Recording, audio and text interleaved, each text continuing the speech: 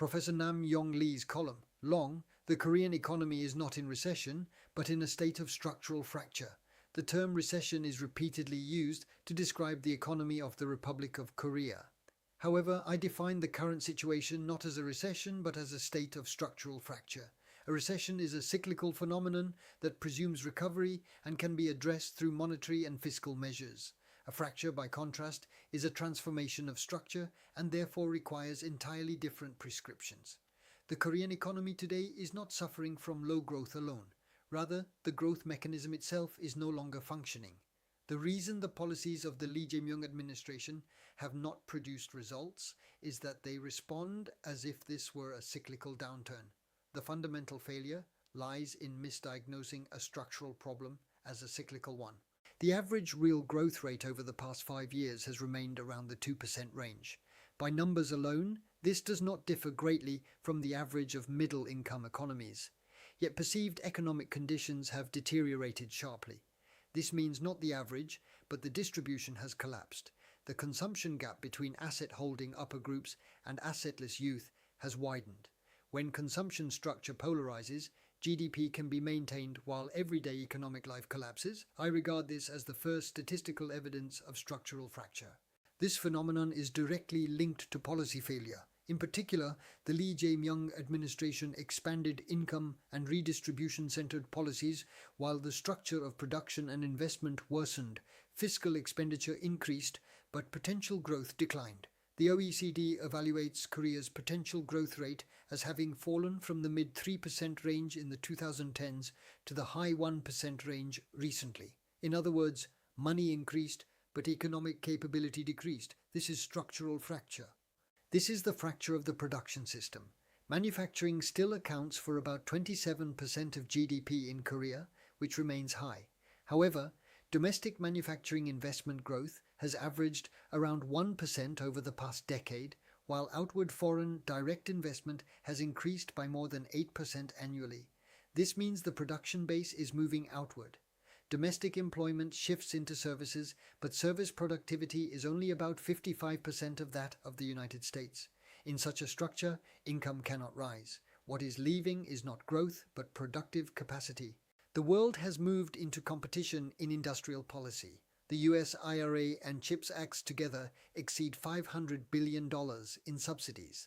Europe is also bringing manufacturing back through carbon border mechanisms. Yet domestic policy expanded transfers rather than industrial subsidies. It has been welfare-centered rather than industry-centered. The production base weakened while consumption spending alone increased. This structurally lowers growth. From the FEA perspective, the connectivity of the industrial ecosystem within the business reference model has weakened. Indicators of technology diffusion between large firms and SMEs are declining. Productivity growth relative to R&D investment has also fallen. Investment exists, but innovation is not transmitted. I define this as industrial network disconnection. A disconnected economy does not grow. This is the fracture of the financial system. Korean household debt stands at roughly 105% of GDP, the highest in the OECD. The United States is about 73% and Germany about 55%. A 1 percentage point rise in interest rates reduces disposable income at twice the magnitude seen in advanced economies. This means consumption is excessively sensitive to interest rates. In a normal economy, rising rates reduce investment and consumption declines gradually. In Korea, consumption collapses first because finance is tied to livelihood rather than production. Real estate loans account for about 75% of household lending. Loans for productive investment are decreasing. Financial intermediation has weakened. Central bank interest rate policy is not transmitted to investment. The monetary transmission mechanism has broken down. Therefore, lowering rates does not revive the economy. Nevertheless, the government responded with loan deregulation and fiscal spending. This stabilizes short-term indicators but expands long-term risk. Asset price defense policies distort finance further. The result of repeating liquidity responses instead of structural reform is that finance is no longer a tool of growth. This is the fracture of the fiscal system. The growth rate of government expenditure has averaged around 7% annually, while productivity growth is near 1%. This means the growth contribution of fiscal policy is low.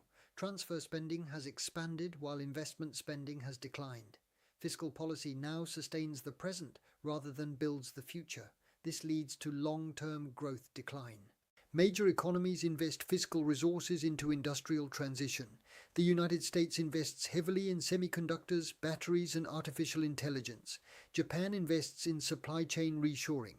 By contrast, domestic fiscal policy focuses on consumption support.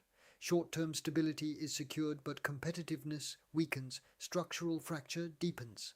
Under the FEA performance model, execution rate has become the management indicator rather than outcome performance. This is characteristic of an administrative management state.